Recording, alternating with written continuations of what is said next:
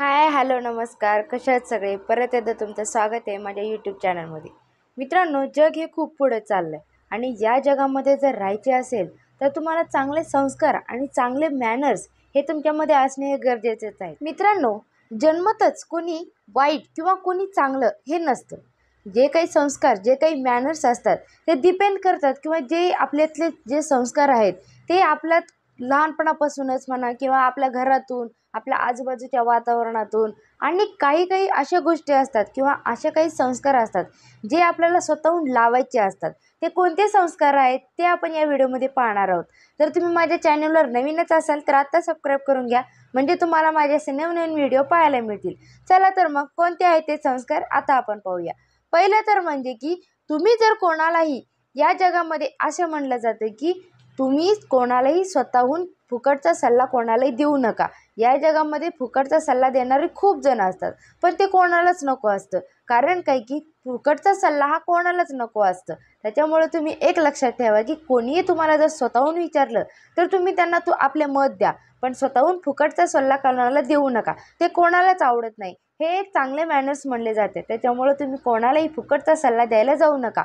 दुसरं तर म्हणजे तुम्ही कामाशी काम ठेवा. कोणालाही वायफळ बडबड करू नका. जेवढं काम असेल तेवढंच तुम्ही बोला. कारण पुढच्यांना किंवा जे काही कोणी पुढे असेल त्यांना तुम्ही बडबड केलेलं किंवा वायफळ बडबड केलेली जर आवडत नसेल तर तो तिथून निघून जाईल. त्याने तुमचीच इन्सल्ट होईल. तुम्हालाच तो व्यक्ती इग्नोर करायला चालू करेल. त्याच्यामुळे तुम्ही एक लक्षात ठेवा की वायफळ बडबड ही तुम्ही करत जाऊ नका. तिसरं तर म्हणजे दुसऱ्याच्या पर्सनल गोष्टी किंवा दुसऱ्यांचं काहीही असू देत पर्सनल, त्याच्यामध्ये तुम्ही अजिबात इंटरेस्ट घेऊ नका किंवा तुम्ही त्याला स्वतःहून काहीच बोलायला जात जाऊ नका. तो जर स्वतःहून तुम्हाला सांगत असेल तर ठीक आहे, पण तुम्ही जर दुसऱ्याच्या पर्सनल गोष्टीमध्ये जर लक्ष देत असाल तर ते अतिशय वाईट किंवा बॅड मॅनर्स म्हणले जातात. त्याच्यामुळे जर तुम्हाला चांगले संस्कार हे तुमच्यामध्ये लावून घ्यायचे असतील तर तुम्हाला नक्कीच हे दुसऱ्याच्या पर्सनल गोष्टीमध्ये लक्ष घालणं हे बंद केलं पाहिजे. चौथं तर म्हणजे काय की तुम्ही जर तुमच्या आडीनडीला दुसऱ्याकडून जर पैसे घेतलेले असतील तर ते दुसरा व्यक्ती तुम्हाला मागायच्या अगोदर तुम्ही त्याला परत करत जा. कारण तो तुमच्या मदतीला धावून आला आहे, तर तुमची पण रिस्पॉन्सिबिलिटी आहे की तुम्ही त्याला त्या वेळेवरती पैसे दिले पाहिजे. त्याने तुमच्यावरती एवढा विश्वास टाकून तुम्हाला पैसे जर दिलेले असतील तर तुमचं कर्तव्य आहे की तुम्ही त्याला वेळेच्या पहिले तुम्ही त्याला त्याचे पैसे वापस केले पाहिजे. याच्याने तुमचा प्रामाणिकपणा आणि तुमचं जे काही व्यक्तिमत्व आहे ते दिसून येतं. त्याच्यामुळे मित्रांनो, एक लक्षात ठेवा की ज्यावेळेस तुम्ही कोणाचे जर उसने पैसे घेतलेले असतील तर तुम्ही त्याला ते परत करा.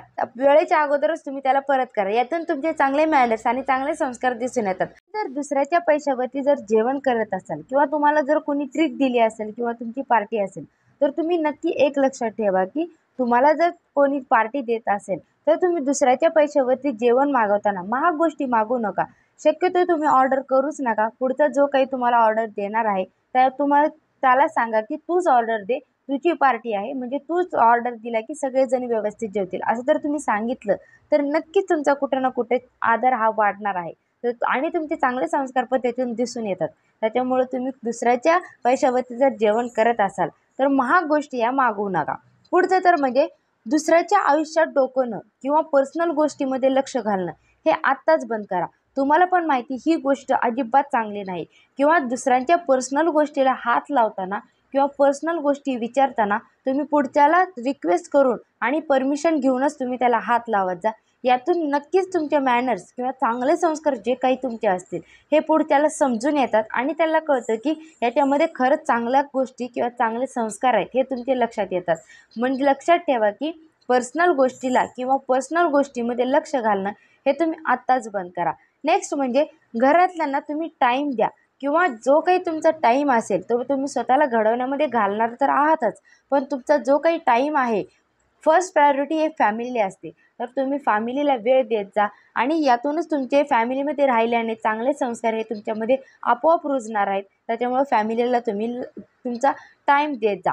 नेक्स्ट म्हणजे ग्रुपमध्ये किंवा मैत्रिणीमध्ये असं असतं की एकमेकाला चिडवणं किंवा एकमेकांची टिंगल करणं हे कंटिन्यू चालू असतं. पण एखाद्याला जर कुठल्या लेवलपर्यंत तुम्ही टिंगल करताय किंवा कुठल्या लेवलपर्यंत तुम्ही त्यांची मजाक करताय हे तुमच्यावरती आहे. आणि जर एखाद्याला जर तुमचं मजाक करणं किंवा टिंगल करणं जर आवडत नसेल तर ते तिथल्या तिथं थांबा. कारण पुढच्याला जर हर्ट झालं तर कुठं ना कुठं त्यांच्या मनामध्ये तुमची रिस्पेक्ट कमी होते.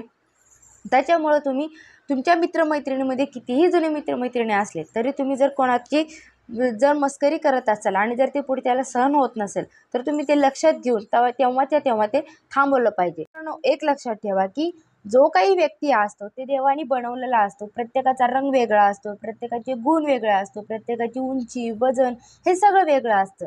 तर आपण एक गोष्ट लक्षात ठेवलं पाहिजे की कोणाच्याही वजनावरून, कोणाच्याही रंगावरनं किंवा कोणाचेही काही असू देत, श्रीमंत असू देत, गरीब असू देत, त्याच्यावरून कोणाची चेष्टा करणे किंवा कोणाला चिडवणे हे कधी पण चांगलं नाही. त्याच्यामुळे तुम्ही एक लक्षात ठेवा की कोणाच्याही वर्णावरनं किंवा वृत्तीवरनं हे तुम्ही एखाद्याचा स्वभाव किंवा त्याची जे काही सुंदरता आहे हे तुम्ही न ठरवता त्याला त्याच्या मनाचा जो काही मोठेपणा आहे किंवा मनाची सुंदरता आहे ह्याच्यावरनं तुम्ही माणूस ओळखला पाहिजे. तर मित्रांनो, तुम्हाला कळलंच असेल की मला काय म्हणायचं की एखाद्याच्या उंचीवरनं किंवा जो काही त्याची वर्णन असेल त्याच्यावरनं तुम्ही त्याला चिडवणं आताच बंद करा. यातून तुमचे चांगले संस्कार दिसून येतात.